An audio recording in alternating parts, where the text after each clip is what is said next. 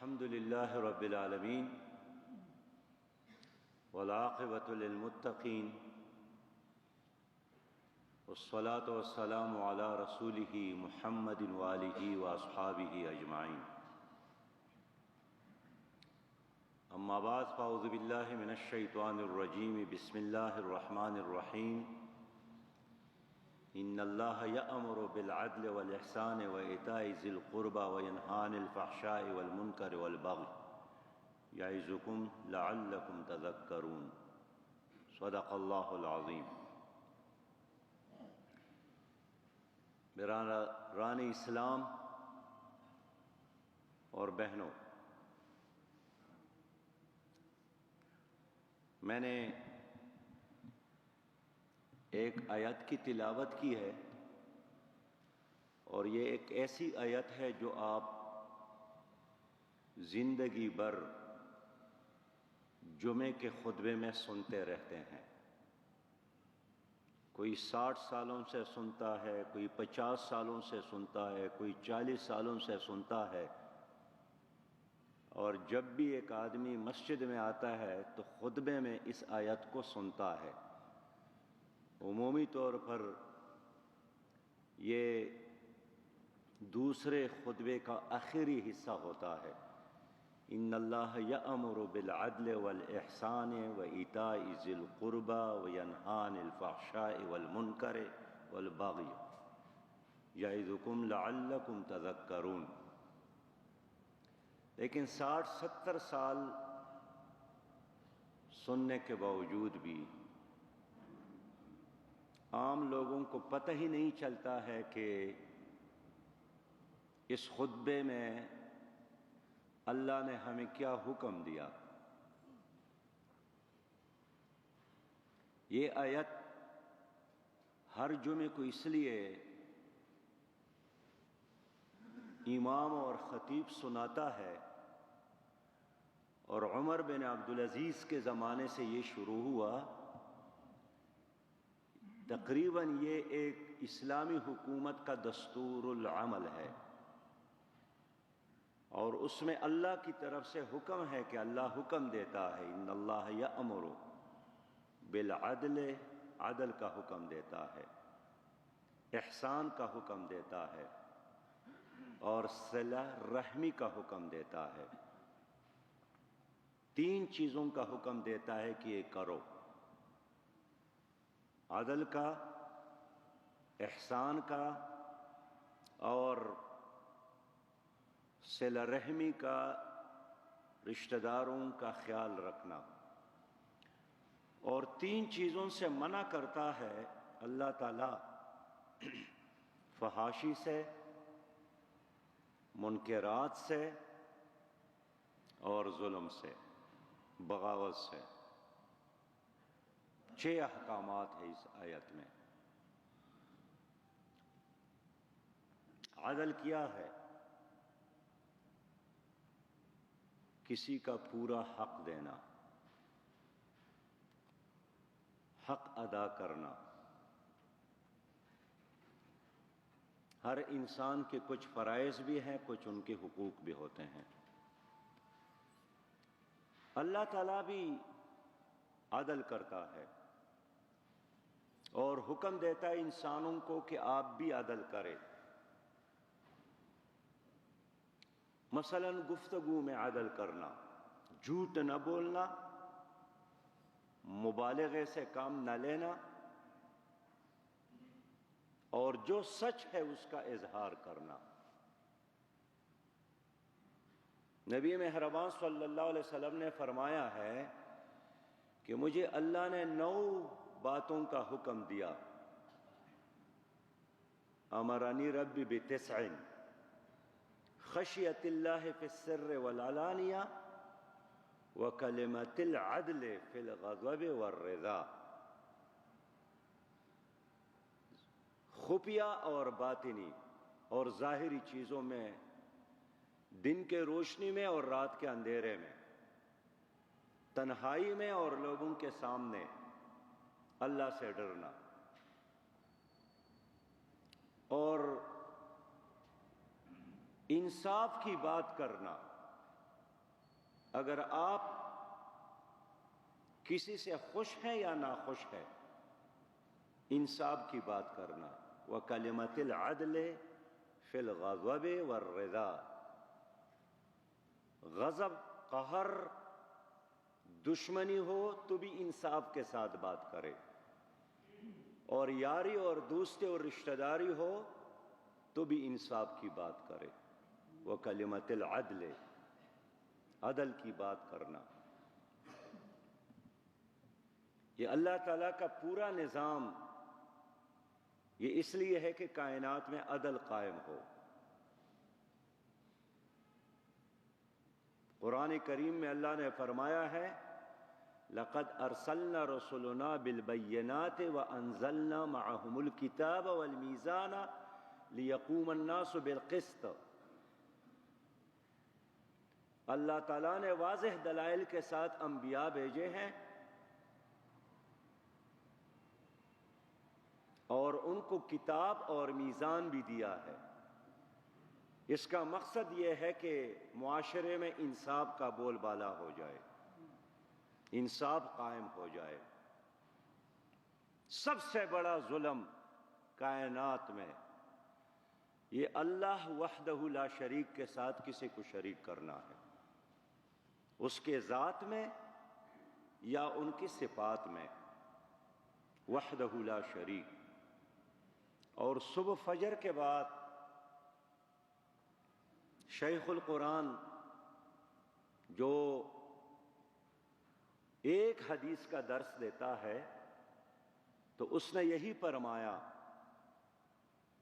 کہ اللہ تعالیٰ شرک کو معاف نہیں کرتا ہے، شرک کرنے والا جہنم میں جائے گا، اور کسی کو ناحق قتل کرنا، اس لیے کہ ایک انسان کا قتل، ایک مومن کا قتل ساری انسانیت کو قتل کرنا ہے۔ اللہ تعالیٰ نے انسان کی عزت کو بھی اور انسان کے خون کو بھی دوسروں کے لیے حرام قرار دیا ہے۔ نبی مہربان صلی اللہ علیہ وسلم نے ایک موقع پر فرمایا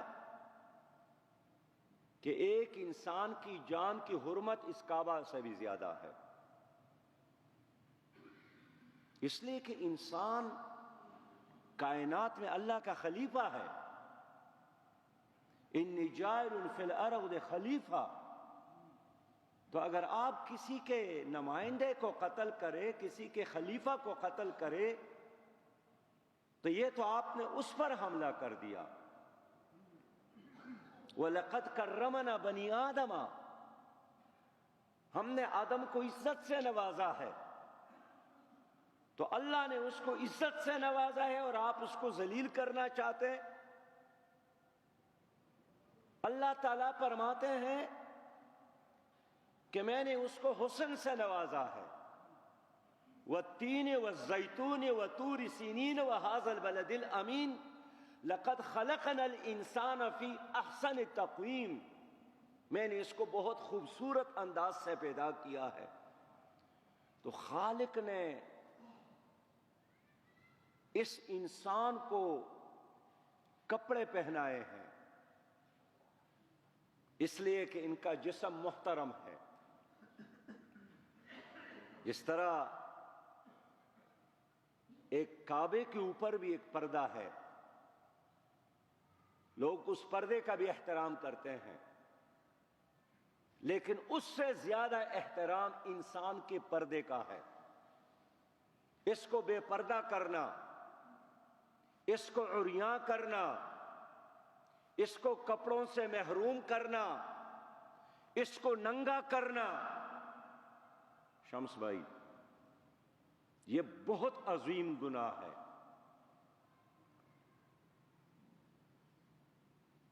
انسان کو سب سے پہلا جس حملے کا سامنا ہوا وہ یہی تھا کہ جنت میں ان سے ایک ایسا عمل کروایا گیا، ایک پودے کے پاس نہ جانے کا حکم تھا،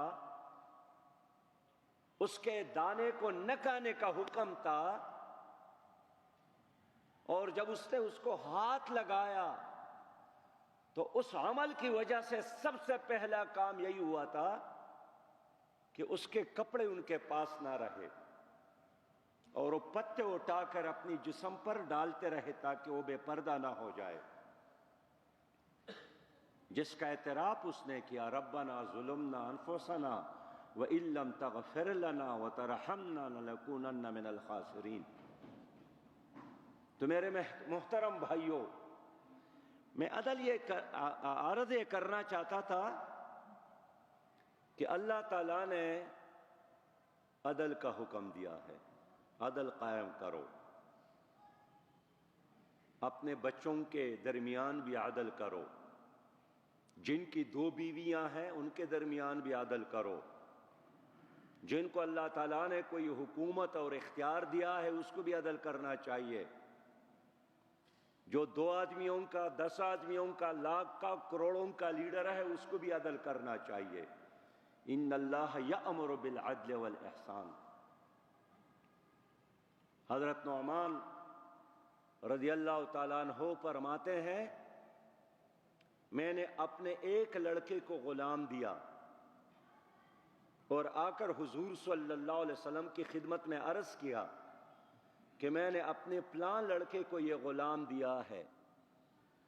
اس نے پوچھا کہ کیا آپ نے اپنے باقی لڑکوں کو، بچوں کو اسی طرح کا غلام دیا ہے؟ اس نے فرمایا کہ نہیں۔ تو نبی مہربان نے فرمایا کہ اللہ کا خوف کرو، اللہ سے ڈرو، یہ عدل نہیں ہے۔ ہر کسی کو اپنا پورا پورا حق دینا، جتنا اس کا حق بنتا ہے وہ حق پہنچانا، یہ اسلامی ریاست کی بھی کا فرض ہے، اسلامی حکومت کا بھی، اور جو فرد گھر کا سربراہ ہو اس کا بھی۔ دیکھیے، جس کے 2 بیویاں ہیں، کپڑے خوراک تو کیا، مسکراہٹوں میں بھی عدل قائم کرے۔ دل کا معاملہ اللہ کے ہاتھ میں ہے، لیکن جو آپ کے اختیار میں ہے اس میں عدل کا حکم ہے۔ ہمارا ملک کا بڑا مسئلہ یہی ہے کہ عدل نہیں ہے۔ اب دیکھیے، جو بین الاقوامی سروے ہیں اس میں پاکستان کے بعض ایسے علاقے ہیں جہاں فی کس آمدنی روزانہ اوسطاً 27 روپیہ ہے، اور بعض ایسے علاقے ہیں جہاں لوگوں کے کتے بھی روزانہ 200 اور 500 روپے اس پر خرچ ہوتے ہیں۔ کچھ علاقوں نے بڑی ترقی کی ہے، کچھ علاقے نان شبینہ کے محتاج، کچھ علاقوں میں رات کے وقت بھی تو کیا دن کے وقت بھی وہاں بلب آن ہوتے ہیں، اور بعض علاقوں میں ہاسپٹل میں بجلی نہیں ہوتی ہے، اسکول میں بھی روشنی نہیں ہوتی ہے، گھروں میں بھی۔ یہ بھی انصافی ہے، یہ انصاف نہیں ہے۔ اللہ نے عدل کا حکم دیا ہے۔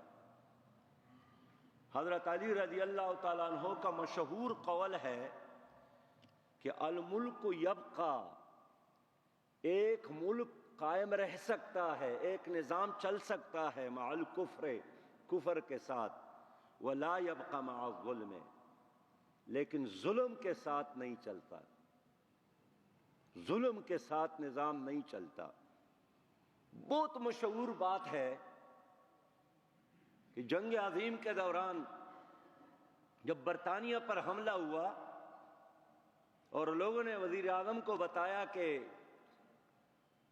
جاپان اور اس کے دوستوں نے حملہ کیا ہے، اس نے پوچھا کہ کیا ہماری عدالتوں میں انصاف لوگوں کو مل رہا ہے؟ یہ غیر مسلم ہے۔ اس نے کہا کہ ہاں، انصاف تو مل رہا ہے۔ تو اس نے کہا کہ پھر برطانیہ کو کوئی شکست نہیں دے سکتا۔ کیا آپ کی عدالتوں میں انصاف مل رہا ہے؟ آپ کے جیب میں لاکھ پیسہ نہ ہو، کروڑوں کی دولت نہ ہو، آپ سپریم کورٹ کا دروازہ بھی نہیں کھٹکھٹا سکتے، آپ وکیل کے ملاقات کے لیے بھی نہیں جا سکتے۔ ہماری عدالتوں میں انصاف نہیں ہے، لوگ رو رہے ہیں، انصاف کے دروازے بند، گونگے، بہرے اور اندھے ہیں ہمارے ججز حضرات، غریب آدمی ان تک پہنچ نہیں سکتا۔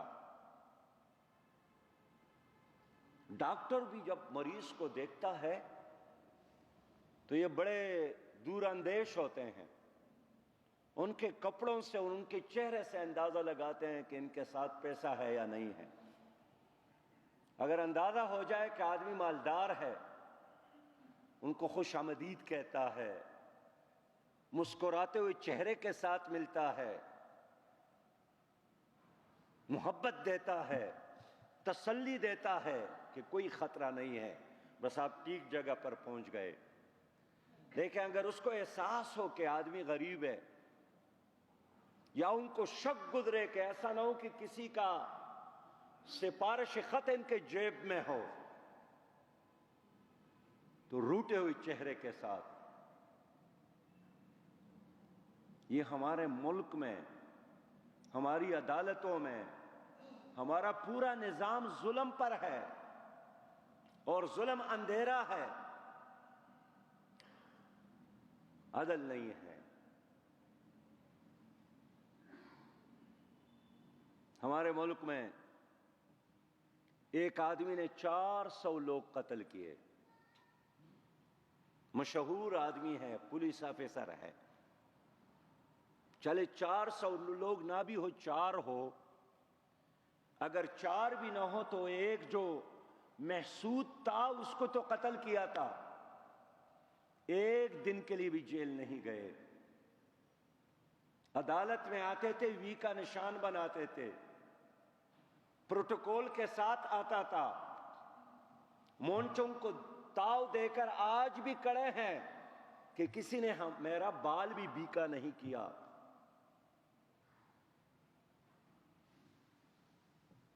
اسلامی حکومت، فاطمہ جو مخزوم قبیلے سے تھا، چوری کی، بڑے اچھے خاندان سے تھی وہ، صحابہ کرام نے سوچا کیوں نہ سفارش کروا دے، تو نبی مہربان صلی اللہ علیہ وسلم کے غلام کو سفارشی بنا کر ان کی خدمت میں بھیجا۔ ایک تو اندازہ کر لے کہ کوئی بڑا یہ جرات نہیں کر سکتا تھا، ایک غلام کے بارے میں سوسائٹی کو یقین تک کہ یہ بات کر سکتا ہے دربار میں جا کر، اور جب اس نے بات کی تو حضور صلی اللہ علیہ وسلم نے فرمایا کہ اگر فاطمہ بنت محمد بھی یہ کام کرتی، یہ چوری کرتی، تو میں اس کا ہاتھ بھی کاٹتا، اس پر بھی شریعت کا حکم جاری کرتا۔ اور پرانی امت بنی اسرائیل اس لیے تباہ ہو گئی کہ ان کے بڑے جب جرائم کرتے تھے وہ معاف کیے جاتے تھے، غریب آدمی جرم کرتا تھا تو اس پر وہ قانون نافذ کرتے تھے۔ آج ہمارے ملک میں بھی بنو اسرائیل کی طرح، یہودیوں کی طرح وہ نظام ہے، بڑا آدمی قتل کرے، بڑا آدمی کروڑہا غبن کرے، بڑا آدمی غداری کرے، اس کے لیے ایک نظام، غریب آدمی شک کی بنیاد پر بھی گرفتار کیا جاتا ہے۔ ہمارے ملک میں ایک سابق جنرل ہے اسد درانی صاحب، را کی چیب کے ساتھ مل کر اس نے مشترکہ کتاب لکھی، دشمن کے ساتھ جنہوں نے پاکستان کو دوزخ کیا، جنہوں نے پاکستان کی دشمنی میں ہر حد کو کراس کیا، را نے اس کے چیب کے ساتھ مل کر ایک کتاب لکھی۔ یہ کام اگر کوئی عام آدمی کرتا تو شاید اس کے کسی چوک میں ان کو حکومت پھانسی دیتی، لیکن بڑا آدمی یہ کام کرے کوئی پوچھ بھی نہیں سکتا ہے۔ پرسوں بھی ان کا سٹیٹمنٹ آیا تھا کہ ہندوستان ہمارا دشمن نہیں ہے، دشمن انڈیا سے ہمیں خطرہ نہیں ہے۔ یہ بات وہ کر سکتا ہے اس لیے کہ وہ بڑا آدمی ہے۔ کوئی غریب اور عام آدمی یہ کام کرتا، 1 میٹر کا بل بھی آپ پر وقت ادا نہ کرے، آپ کے ہاتھوں میں ہتھکڑیاں، ایک سرخ بتی کا بھی خلاف ورزی کرے، آپ کے لیے تڑیاں اور جرمانہ اور لائسنس منسوخ۔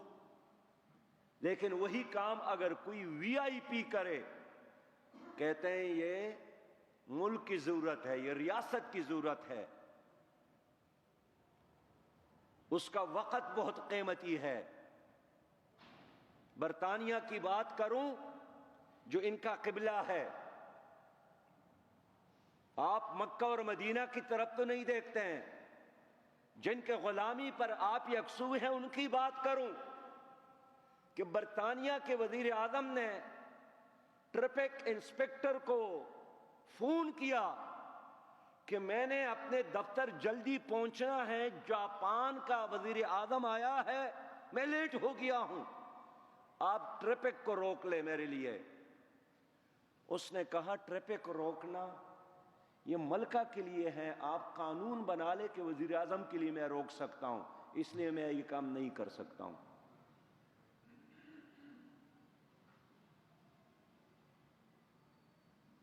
نہ صحیح مسلمان بن سکے اور نہ ہم نہ تیتر ہے نہ بٹیر ہے، ایک معجون مرکب کا نظام ہے جس میں ہر نظام کے خرابیاں تو موجود ہے، لیکن وہاں اگر کوئی حسن ہے تو اس سے ہم محروم ہیں۔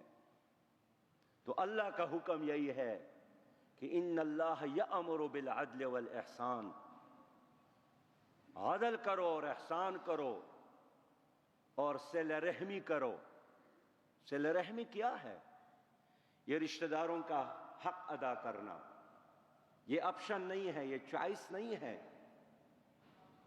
یہ نبی مہربان صلی اللہ علیہ وسلم کا حکم ہے اور اللہ کا حکم ہے۔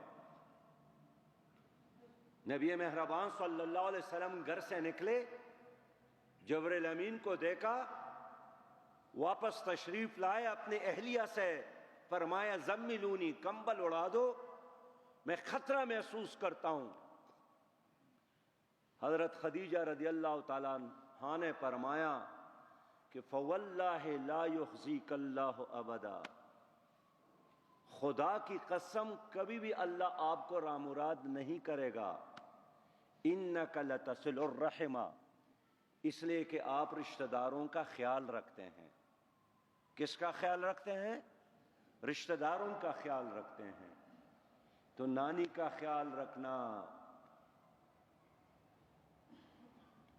خالہ کا خیال رکھنا، بہن کا خیال رکھنا، اور والدین کی تو بات ہی کچھ اور ہے۔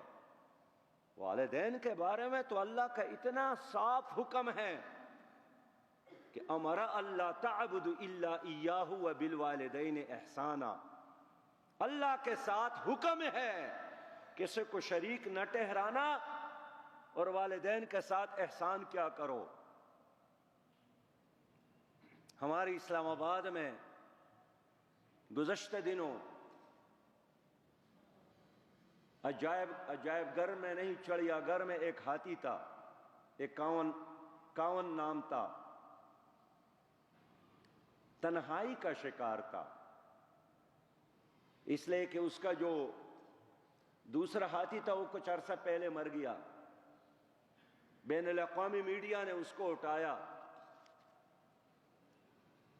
اور پھر دنیا میں واویلا ہو گیا کہ ہاتھی تنہائی کا شکار ہے۔ پھر اس کے لیے ایک بڑا کنٹینر بنایا گیا، پھر وہ جہاز میں رکھ کر کمبوڈیا تک پہنچایا گیا۔ جانے سے قبل صدر پاکستان کو اس کے بارے میں بریفنگ دی گئی، بڑے اعزاز کے ساتھ اس کو ایئرپورٹ پر الوداع کہا گیا، اور اب خبر آتی ہے کہ ہاتھی کا موڈ آج اچھا ہے، اور ہاتھی نے آج اپنا سون دوسرے ہاتھی کے سون سے ملایا۔ لیکن ہماری انہی بستیوں میں یہ جو سال ہر سال سے والدین اکیلے رہتے ہیں، باپ اکیلا رہتا ہے، ماں اکیلے رہتی ہے، بیٹے نے پڑھا ہے کینیڈا میں ہے،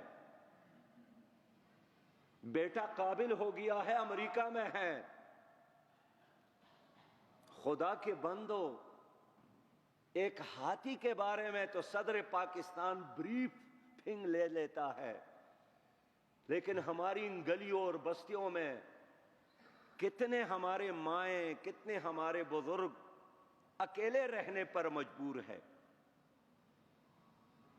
یہ کیا سوسائٹی بن گئی آپ کی؟ یہ کیا معاشرہ بن گیا آپ کا؟ کیسے ہم مسلمان ہیں؟ قرآن پر ہم نے ایمان لایا ہے۔ قرآن تو فرماتا ہے ارأیت الذی یکذب بالدین فذلک الذی یدع الیتیم ولا یحض علی طعام المسکین۔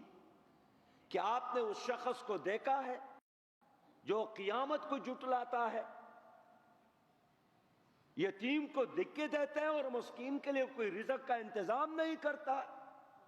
ہمارے معاشرے میں یہی سب کچھ تو ہو رہا ہے۔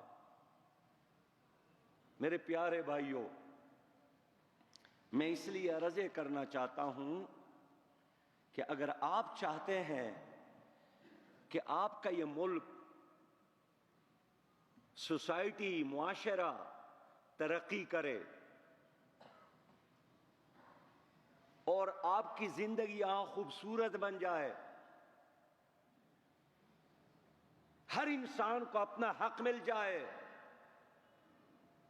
تو اس چیز کی ضرورت ہے کہ ہم اس ریاست کو اسلامی ریاست بنا لیں۔ ہمارے معاشرے میں ایک اصطلاح ہے بدعت کا، ہر طرح کی بدعت گمراہی ہے، اس سے بچنا چاہیے۔ لیکن جس طرح عبادات میں کچھ فرض ہے، کچھ واجب ہے، کچھ سنت ہے، اس طرح گناہوں میں بھی کچھ بڑے گناہ ہیں۔ تو جو بدعت کبریٰ ہے، بدعت عظیم ہے، وہ غیر اسلامی نظام ہے، جو تمام برائیوں کی جڑ ہے، جس کے خاتمے کے لیے تمام انبیاء آئے تھے۔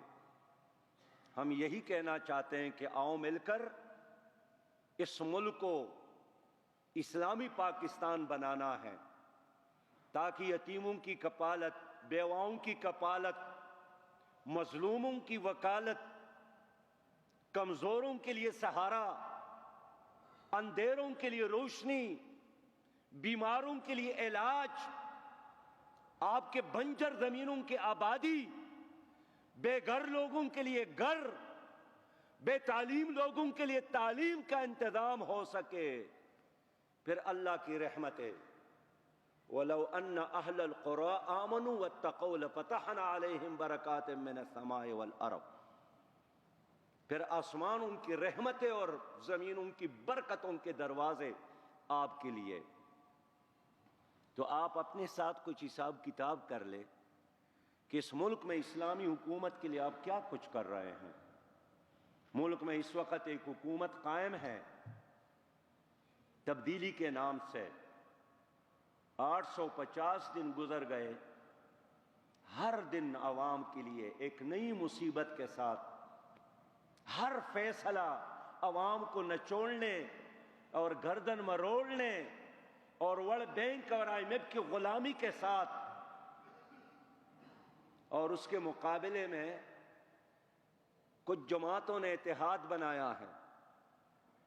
اس اتحاد کا مقصد بھی اس ملک میں اسلامی نظام کا قیام نہیں ہے، جتنے جلسے ہوئے ہیں ایک جلسے میں بھی انہوں نے اس ملک میں اسلامی نظام کا مطالبہ نہیں کیا کہ کیا ہے؟ ایک ہی مطالبہ ہے کہ گھوڑے پر ہمیں بٹھا دو.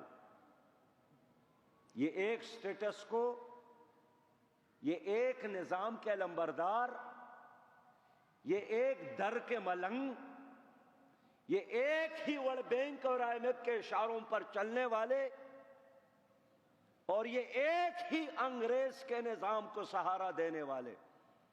میں آپ سے پوچھنا چاہتا ہوں کہ اگر آپ لوگوں نے انگریز کے نظام کو ختم نہیں کرنا تھا، اس کا قانون، اس کی تعلیم، اس کی سیاست، تو پھر انگریزوں کو آپ لوگوں نے نکالا کیوں؟ انگریز کے دور میں ریل کی پٹلی درگئی تک پہنچ گیا، یوب تک پہنچ گیا.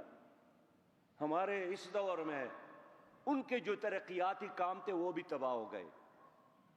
یہ تو اس لیے ملک بنا کہ انگریز بھی جائے گا، اس کا نظام بھی جائے گا.